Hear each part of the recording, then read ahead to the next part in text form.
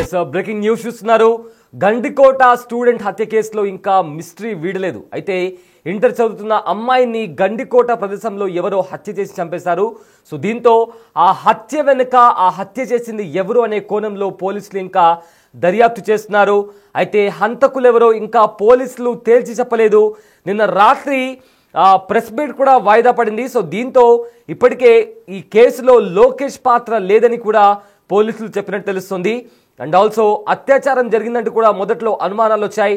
కానీ అమ్మాయి పైన ఎవరు అత్యాచారం చేయలేదంటూ కూడా ఇప్పటికే కాస్త క్లారిటీ ఇచ్చే ప్రయత్నం చేశారు. అండ్ ఆల్సో ఒంటిపైన ఎలాంటి గాయాలు లేవంటూ కూడా పోలీసులు చెప్పడం జరిగింది. కానీ హత్య చేసింది ఎవరు అని దానికి సంబంధించి కూడా ఇంకా పోలీసులు విచారణ చేస్తున్నారు.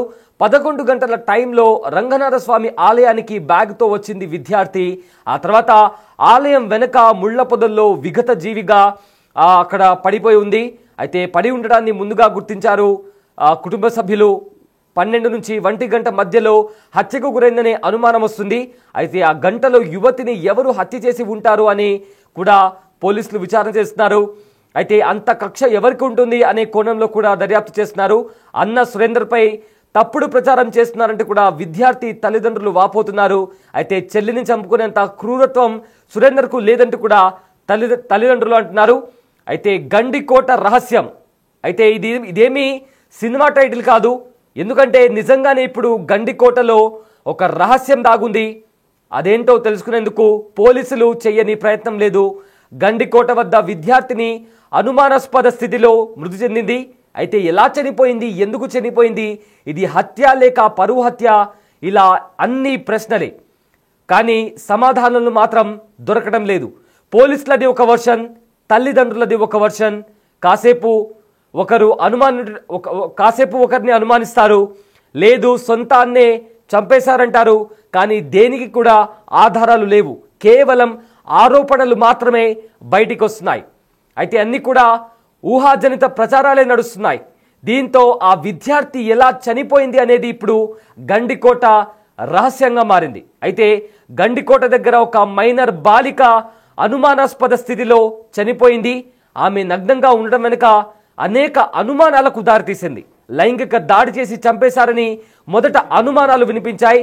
అయితే లోకేష్ అనే వ్యక్తితో ఆమె గండికోటకు వచ్చినట్లు సీసీ కెమెరాల ద్వారా తెలిసింది. దీంతో అతడిని అదుపులోకి తీసుకున్నారు పోలీసులు. కానీ విచారణ తర్వాత అతడు చేయలేదని తేలింది. ఎందుకంటే లోకేష్ ఆ ప్రాంతం నుంచి 10 గంటల 40 నిమిషాలకే వెళ్ళిపోయాడు. కానీ అటాస్పీ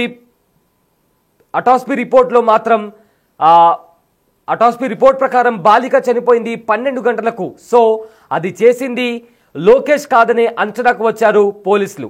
నెక్స్ట్ ఇక ఈ కేసులో మరో అనుమానితుడు పేరు బయటకు వచ్చింది. అదే వరుసకు అయితే అతను వరుసకు ఆ అమ్మాయికి అన్నవుతాడు. అతని పేరే సురేందర్. అన్నే ఆమెను చంపాడా అని అనుమానాలు వినిపించాయి. బాలిక సమాచారం కోసం కాలేజ్కి వెళ్ళిన అన్న సురేందర్ 11 గంటల ప్రాంతంలో బయటకు వెళ్ళి మళ్ళీ 12 గంటల 50 నిమిషాల ప్రాంతంలో కాలేజ్కి వచ్చాడు. అయితే గండికోటకు బాలిక అన్న సురేందర్ వెళ్ళినట్లు గుర్తించారు పోలీసులు. ఆ తర్వాత ఏం జరిగి ఉంటుందనే దానిపై పోలీసులు విచారణ చేస్తున్నారు. ఒకవైపు ఇదంతా జరుగుతుండగానే పోలీసుల నుంచి ఓ సంచలన స్టేట్మెంట్ వచ్చింది. బాలికపై ఎలాంటి లైంగిక దాడి జరగలేదని, ఆమె శరీరంపై గాయాలు లేవని, ఇందులో లోకేష్ పాత్ర లేదని కూడా అన్నారు. సో దీంతో ఈ హత్య చేసింది సురేందరేనా అనే అనుమానం సురేందర్ పైన వచ్చింది. బిగ్ టీవీ స్క్రీన్ పైన ఆ విజువల్ మనం చూస్తున్నాము. ఎస్, అయితే ఇప్పటికే ఎస్పీ, డిఐజీ సహా అనేక మంది ఉన్నతాధికారులు ఈ కేసుపై పనికి చేస్తున్నారు. ప్రభుత్వం ఈ కేసును చాలా సీరియస్గా తీసుకోవడంతో దర్యాప్తు ముమ్మరంగా జరుగుతోంది. ఏదేమైనా బాలిక ప్రాణాలు వదిలే ముందు ఇద్దరిని కలిసింది. అది లోకేష్, సురేందర్. లోకేష్ కాదని పోలీసులు చెప్తున్నారు. సురేందర్ అయ్యే ఛాన్స్ లేదంటున్నారు తల్లిదండ్రులు. మరి ఈ రెండు నిజమైతే మరి ఆ మూడో వ్యక్తి ఎవరు? అతను గండికోటకు ఎలా వచ్చాడు, ఎప్పుడొచ్చాడు? సో ఇవన్నీ కూడా చాలా క్వశ్చన్స్ రైజ్ అవుతున్నాయి. లోకేష్ ఏమో చనిపోలేదని పోలీసులు అంటున్నారు, తన అన్న చంపలేదంటూ కూడా తల్లిదండ్రులు అంటున్నారు. పోలీసులు కూడా అమ్మాయి వంటిపైన గాయాలు లేవు, కనీసం లైంగికంగా ఎవరు కూడా ఆమెను అత్యాచారం చేయలేదంటూ కూడా పోలీసులు అంటున్నారు. అయితే ఈ ఘటనకు సంబంధించి ఈ కేసుకు సంబంధించి పోలీసులు ఏం మాట్లాడారో, డిఐజీ ఏం మాట్లాడారో ఒకసారి విందాం. నిన్న కడప జిల్లాలో చాలా దురదృష్టకరమైన సంఘటన జరిగింది. 17 ఏళ్ల యువతి ఇక్కడ శవమై నిన్న మనకి బయటపడడం జరిగింది. దాని గురించి మొత్తం నిన్నటి నుంచి మొత్తం జిల్లా యంత్రాంగం తర్వాత రాష్ట్ర యంత్రాంగం అంతా కూడా దాన్ని ఛేదించే పనిలో నిమగ్నమై ఉన్నారు. కరెక్ట్గా మనకి నిన్నటి ఆనమాళ్ల ప్రకారం ఆ యువతిని పీరియడ్ వచ్చి సుమారు 8 గంటల సమీపంలో గండికోటకి వాహనం మీద తీసుకొచ్చారు. తీసుకొచ్చిన తర్వాత ఒక ప్రైవేట్ లాడ్జ్లో 2 గంటలు ఇద్దరు గడిపారు. గడిపిన తర్వాత గండికోట గుమ్మం దగ్గరలో, కోట గుమ్మం దగ్గరలో 10:40 విడిచిపెట్టి ఆయన ఆ పీరియడ్ వెళ్ళిపోవడం జరిగింది. తర్వాత 11 గంటల సమీపంలో ఈ రంగనాయక స్వామి మందిరంలో ఆమె బ్యాగ్ వేసుకుని నడుచుకుంటూ ఉంటాం అనేది మనకి తెలిసింది. తర్వాత ఏం జరిగింది అనేది తెలీదు. నిన్న ప్రొద్దుట ఆమె శవమై మనకి ఇక్కడ ఈ రంగనాథ స్వామి ఆలయం వెనక భాగంలో ఆమె శవం పడి ఉండటం, ఆమె ఏమంటారు టాప్ పైన వేసుకున్న వస్త్రాలు ఒలిచి వేసి ఉండటం అన్నీ చూసాం. చాలా దిగ్భ్రాంతి కలిగించింది. దీని మీద మనం అన్ని కోణాల్లోనూ దర్యాప్తు చేస్తున్నాం.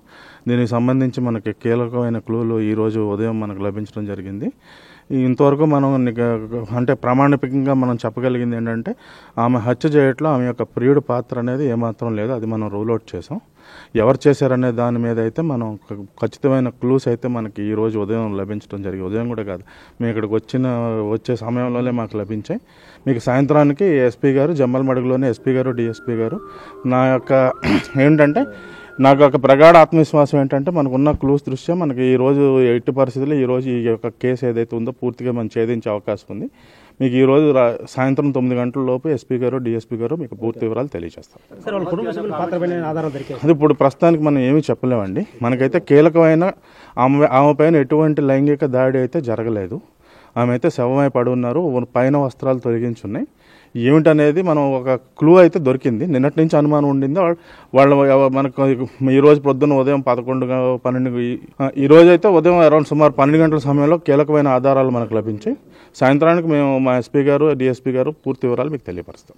అంటే వాళ్ళ కుటుంబ సభ్యులు ఇక్కడికి వచ్చారు, లోకేష్ వెళ్ళిన తర్వాత అది వచ్చారు. ఆయన వాళ్ళ పెద్దనాన్న కొడుకు అయితే రావడం జరిగింది. వచ్చి వెంటనే 20 నిమిషాల్లో వెళ్ళిపోయాడు. సో మనకు ప్రస్తుతానికి ఏమిటనేది పూర్తి తెలీదు. మనకైతే కొన్ని సర్టన్ క్లూస్ అయితే దొరికాయి. అది మీకు సాయంత్రం 9 లోపు మీకు ఎస్పీ గారు ఖచ్చితంగా మీకు ఛేదిస్తారు. విన్నారు కదా. అయితే ఈ కేసులో ఆ అమ్మాయి ప్రియుడి పాత్ర ఏమాత్రం లేదంటూ కూడా పోలీసులు దాన్ని రూల్ అవుట్ చేశారు. కానీ మాకు కొన్ని కీలకమైన ఆధారాలు దొరికాయి. ఇక్కడికి వచ్చిన తర్వాత వాటికి సంబంధించి కూడా ఆ ఆధారాలను పరిశీలించిన తర్వాత ఖచ్చితంగా ఇవాళ సాయంత్రం, అంటే ఇది నిన్న మాట్లాడారు. సో నిన్న ఆయన మాట్లాడుతూ ఇవాళ సాయంత్రం రాత్రి 9 గంటల లోపు మా ఎస్పీ గారు, డిఎస్పీ గారు ఈ కేసుకి సంబంధించిన ఎవరు హత్య చేశారు అని ఈ కేసుని ఛేదించి దానికి సంబంధించిన పూర్తి వివరాలు మీడియాకు చెప్తాము అంటూ కూడా ఇందాక పోలీస్ అధికారులు మాట్లాడారు. అయితే మా ఎస్పీ ఇంకా డిఎస్పీ చెప్తారు. అంటే ఇది ఆయన నిన్న చెప్పిన విషయం. కానీ నిన్న ఆ ప్రెస్ మీట్ ఏదైతే ఉందో అది క్యాన్సిల్ అయింది. దానికి సంబంధించి అంటే ఇంకా కొత్తగా ఏదైనా ఇంకొక కోణం బయటకు వచ్చిందా, ఏం జరిగిందనేది కూడా దీనికి సంబంధించి ఇంకా క్లారిటీ రావట్లేదు. అయితే దీంట్లో పరువు హత్య అంటే అన్న చంపేసి ఉంటాడా అన్న క్వశ్చన్ కూడా రైజ్ అవుతుంది. సో దీనికి సంబంధించి ఎవరైతే ఆ విద్యార్థి ఉందో వాళ్ళ తల్లిదండ్రులు అయితే మా కొడుకు చంపే అవకాశమే లేదు, నా కొడుకు అంత క్రూరుడు కాదంటూ కూడా వాళ్ళు అంటున్నారు. దీనికి సంబంధించి కూడా ఎవరైతే ఆ మృతురాలి అన్నయ్య ఉన్నాడో అతను కూడా మాట్లాడారు. అండ్ ఆల్సో తల్లిదండ్రులు కూడా మాట్లాడారు. వాళ్ళు ఏం మాట్లాడారో ఒకసారి విందాం. దయచేసి ఇప్పుడు చూస్తున్నాము చాలా యూట్యూబ్ ఛానల్స్లో కానీ మెయిన్ ఛానల్స్లో కానీ నా మీద చాలా రూమర్స్ వస్తున్నాయి. అబ్బాయి లేడు, ఆల్రెడీ పోలీస్ హ్యాండ్ ఓవర్ చేసుకున్నారు, కొందరు లేదు ఇల్లు వదిలేసి వెళ్ళిపోయినాడు, ఎక్కడున్నాను నేను ఎక్కడికి వెళ్ళలేదండి, నేను ఇంట్లోనే ఉన్నాను, ఫ్యామిలీతోనే ఉన్నాను, ఈడే ఉన్నాను, ఎక్కడ కూడా లేను, ఇంట్లోనే ఉన్నాను. పోలీస్ వారు కానీ ఏదైనా వస్తే నేను వాళ్ళకి పూర్తి సహకరిస్తాను. నా మీద ఏదైనా డౌట్ ఉందంటే నేను వాళ్ళకి పూర్తిగా సహకరిస్తాను. వాళ్ళకి ఏదైనా ఎవిడెన్స్ ఏమన్నా ఉంటే తీసుకొని రండి, అది నేనా కాదని ప్రూవ్ చేయండి. నేనే చేశానంటే మాత్రం మీరు ఏ శిక్ష చేసినా కూడా దేనికి నేను కట్టుబడి ఉంటాను. సో అలాగే ఇంకొకరు ఏమంటున్నారంటే ఇది పరువు హత్య కిందకి చేశారు అని చెప్తున్నారు. నేను అంత నీచునైతే కాదు, ఎందుకంటే నాకు ఓన్ సిస్టర్ ఉంది, ఆమె పేరు శిరీష. ఈ అమ్మాయి నా ఓన్ సిస్టర్ అన్న ఈ అమ్మాయి కూడా లవ్ మ్యారేజే. మా నాన్న చాలా పరువుగా బతుకుతున్నారు. మా ఫ్యామిలీ నలుగురు అన్నదమ్ముల చాలా పరువుగా బతుకుతున్నాం ఊర్లో. మాకు ఏం మచ్చలేదు ఊర్లో. సో కాబట్టి మేము తల్లిదండ్రులకు మంచి నేమ్ తేవాలనేసి ఉద్దేశంతోనే ఉంటాం. ఇప్పుడు కూడా ఇంకొకటి చేసి తల్లిదండ్రులకు చెడ్డ పేరు తేవాలనేసి ఉన్నాము. ఈ అమ్మాయి ఇప్పుడు పర్వతి కింద ఇదే నా ఓన్ సిస్టర్ పోయినప్పుడు నేను ఏమైనా హత్య చేయాలి కదన్నా, ఆ ఉద్దేశం ఉంటే ఇంటికి ఎందుకు తెస్తా అన్న? ఇంటికి తెచ్చి ఇప్పుడు మా ఇంట్లోనే ఈ అమ్మాయికి డాక్టర్ కూడా అన్నారా, హ్యాపీగా ఉంది. సో ఇవి రూమర్స్ అనేది మీరు ఫేక్ గా స్ప్రెడ్ చేయొద్దు దయచేసి. మాకు న్యాయం చేయండి కానీ ఆ అన్యాయంగా మమ్మల్ని మాత్రం లేనిపోని కేసులో ఇరికించి మమ్మల్ని ఇబ్బంది పెట్టద్దు. చాలా ఇబ్బందులు ఏం చెప్పాలి, మీడియాకి మేము చెప్పింది రావట్లేదు సార్. దానికి మీరు ఏది సృష్టించుకొని ఏదేదో ఒకటికొకటి ఏదో మీరు చూపిస్తున్నారు. అలాంటప్పుడు మేము ఏం మాట్లాడాలి? మేము ఒకటి మాట్లాడితే మేము మాట్లాడింది స్పష్టంగా అది వస్తే కదా సార్ మా బాధ తీరేది. మీరు ఏం జరిగిందని చెప్పాలంటే చెప్పండి. ఏం జరగ మా పాప సోమవారం పొద్దున 8 గంటలకు కాలేజ్ కని బయలుదేరింటే పాప వచ్చేసి కాలేజ్కి ఇంకా రాలేదని మా ఆయనకు మెసేజ్ పెట్టి కాల్ చేశారు. పాప ఇంటికి కాలేజ్కి వెళ్ళలేదంట. మా ఆయన ఫోన్ చేస్తే నేను ఇక్కడికి వచ్చాను. మా సొంతూరు హనుమన్గుత్తి, ఎరుగుంట్ల మండలం హనుమన్గుత్తి. ఇక్కడికి చిన్న పొదుపు మీటింగ్గా నేను ఇక్కడికి వచ్చాను. ఫోన్ చేసిన వెంటనే మా బావ కొడుకైన సురేంద్రను బైక్లో తీసుకొని వెంటనే బస్సుకి అయితే లేట్ అవుతుందని బైక్లో తీసుకొని వెళ్ళి కాలేజ్ దగ్గర విచారించుకుంటే పాప రావలేదమ్మా పొద్దున్న నుంచి కాలేజ్ కంటే. ఫ్రెండ్స్ను విచారించుకుంటే మాతో గండికోటకు పోతానని చెప్పిందన్నారు. ఆత్రంగా మా పాప కనిపించలేదని టెన్షన్లో మేము చేసిన మిస్టేక్ ఏంటంటే బాబును ఒక్కడిని పంపించడం. మా పాప కనిపించలేదన్న ఆత్రంతో ఆ అబ్బాయి ఏం జరిగిందో అని వెళ్ళింటే నా కొడుకే నా కూతుర్ని చంపినా అని ఎంత నిర్దాక్షిణ్యంగా చెప్తారు సార్. అన్న చెల్లెని చంపుతాడా? ఎంత పరువు ప్రతిష్ట కోసము అయితే 4 ఏళ్ళు వేసుకుంటాం తల్లిదండ్రులుగా కాదనట్లేదు. చంపేంత క్రూరత్వంగా దిగజారలేదు సార్. ఇంకా అది సొంత అన్న. పాప బట్టలు తీస్తాడా? అన్నగారు బట్టలు తీస్తారా? గొంతు బీసికి చంపేసినారా? అదే మీకు వచ్చిందా రిపోర్ట్స్లో? ఒప్పుకుంటా. పాప ఒంటి మీద కాళ్ళు గాయాలు ఇవన్నీ పోస్ట్ మార్టం వచ్చిన తర్వాత కదా మీరు మాట్లాడాలా. రేపు జరగలేదు మేము కూడా ఒప్పుకుంటాము. మరి గాయాలు ఎట్టొచ్చే పిల్ల మీద? ఆ గాయాల కల కారణాలు చెప్పండి. మరి డ్రెస్ లేకుండా లగ్నంగా ఎట్లా పడింది? మీకు తోడుగుట్టిన వాళ్ళు లేరా? మీకు తోడుగుట్టిన వాళ్ళు తల్లిదండ్రులు అమ్మగారు లేరా? మీరు కోపం చేసుకోరా చెల్లెళ్ళ మీద? ఏదన్నా చిన్న మిస్టేక్ మీ చెల్లెళ్ళు చేస్తే ఇంత దారుణంగా బట్టలు తీసి మరీ చంపుతారా? చెప్పండి. మేము అలాగే చేసుకుంటాము, మా ఇళ్ళలో ఇట్లా పద్ధతి ఉంది కాబట్టి మీరు కూడా అట్నే చేసినామని మాట్లాడతారా? మాట్లాడండి. కానీ దేవుడు అనేవాడు ఒకడు ఉంటాడు. నిజాలు తెలుస్తాయి. నా కూతురు ఎంత దుర్మార్గం, ఎంత దయనీయ పరిస్థితుల్లో చూసుకున్నామో మాకు తెలుసు. అలాంటి పరిస్థితే మేమే మాటలు పడుతున్నాం. మేమే మా పిల్లని చంపుకున్నామంటారా? మా పిల్లను మేము ఎక్కడో గండికోటకు తీసుకుపోయి 10 మంది లగ్నంగా అంత చెప్పుకోవాల్సిన అవసరం లేదు. ఇంట్లోనే చేసుకునే వాళ్ళం. ఇంకేంటో న్యాయం చెప్పండి మీరు. మేము మాట్లాడింది వెయ్యండి. వేరేది ఎందుకు వేస్తున్నారు? మా బాధ చెప్పుకునేది మాకు న్యాయం జరగడం కోసమే కదా మేము మీకు చెప్పుకునేది. మరి న్యాయం జరగకపోగా మేమే దోషులమా? అన్నానా? చెల్లెళ్ళు ఎంక్వైరీ కోసం వెళ్ళి చూసుకునేందుకు అన్న చెల్లెల్ని చంపుతాడా? ఏ ప్రూఫ్స్తో మీరు చంపినారని నిరూపించండి. మాకు ఎవరి మీద అనుమానమో మేము చెప్పాం. మీరు వాళ్ళను కేసు పెట్టి లోపల పెట్టారు. మీరే న్యాయం చేయండి. నేనేం కోరడం లేదు. ఇంక ఇంతకు మించి నేను మాట్లాడే ఓపిక నాకు లేదు సార్. నా కూతురు పోయిన దుఃఖంలో ఉండా ఎన్ని మాట్లాడినా ఏం జరిగినా నా కూతురు తిరిగి రాదు. తిరిగి తెస్తారా చెప్పండి.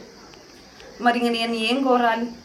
మేము మా పాపను పోగొట్టుకొని మేము ఒక సిఐ ఒక ఎస్ఐని ఎంటముడి పెట్టుకొని తెల్లవార్డులు ఉండి గండికోటలో మొత్తం అన్నీ చూసి వాళ్ళ వెనకముండి సీసీ ఫుటేజులు మొత్తం A to Z అన్నీ చూసుకొని వాళ్ళ వెనకముడి ఉంటే ఇప్పుడు నేను మా సురేంద్ర మేము చేసినామని మా మీద నిందలు వేస్తున్నారు. అనవసరమైన ప్రెస్ అనవసరమైన టీవీలో రిపోర్టులు టీవీలలో ఎక్కువ చేస్తున్నారు సార్. ఇది అసలు పద్ధతి కాదు. ఏ రిపోర్ట్లు రాలేదు, ఏమీ లేదు. నన్ను మా తమ్ముడిని మేమే చంపినామని చెప్తున్నారు. అది చాలా తప్పు.